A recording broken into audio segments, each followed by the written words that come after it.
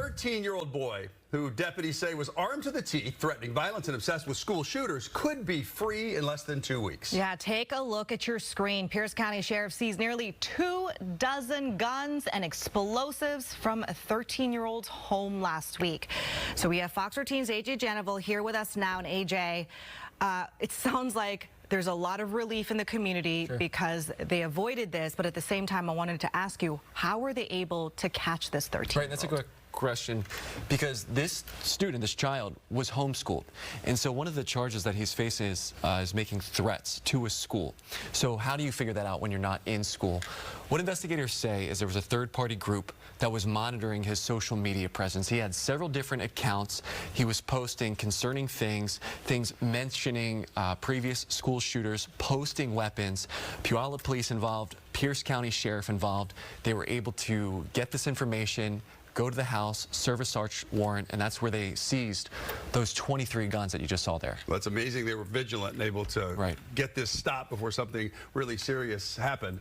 Inside the house, they saw a lot of evidence. We showed the viewers here. I mean, that is stunning and disturbing how many guns they found. 23 in total? 23 total, and what's interesting to note, it was inside the house. So there's a gun safe in the parents' room. A lot of these guns are 3D printed, according to the sheriff's office, which is concerning because that means they don't have a serial number. Any ghost gun in the state of Washington is illegal. But what's even more concerning is than the guns that you're seeing here is investigators were saying they found evidence that really they felt linked this child to the possibility of a school shooting. That includes a book bag hidden behind his pet turtle that had ammunition in it, that had messages related to school shooters. I spoke to the sheriff's office today about what they said was an infatuation with these mass shooters in the past.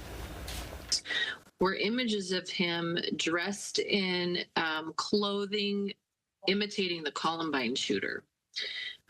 He also would post quotes and stuff that he had studied from the Uvalde shooter and other shooters that we've had in the past. He had their images around his room. It almost like he was idolizing them. Yeah, very disturbing there. And you mentioned the ghost guns issue. You know, it is illegal, but clearly it shows that if people want to print them, they can. The obvious question that I had, and I know David had, was what about the parents? Are they going to be held accountable for this? I think a lot of people are asking that same question because these guns are throughout the entire house. There are gun safes in the house that we know about, but these guns were not in the safe. And so what the sheriff's office says they want is to bring some sort of charge against the parents when it comes to unsafe storage of these guns.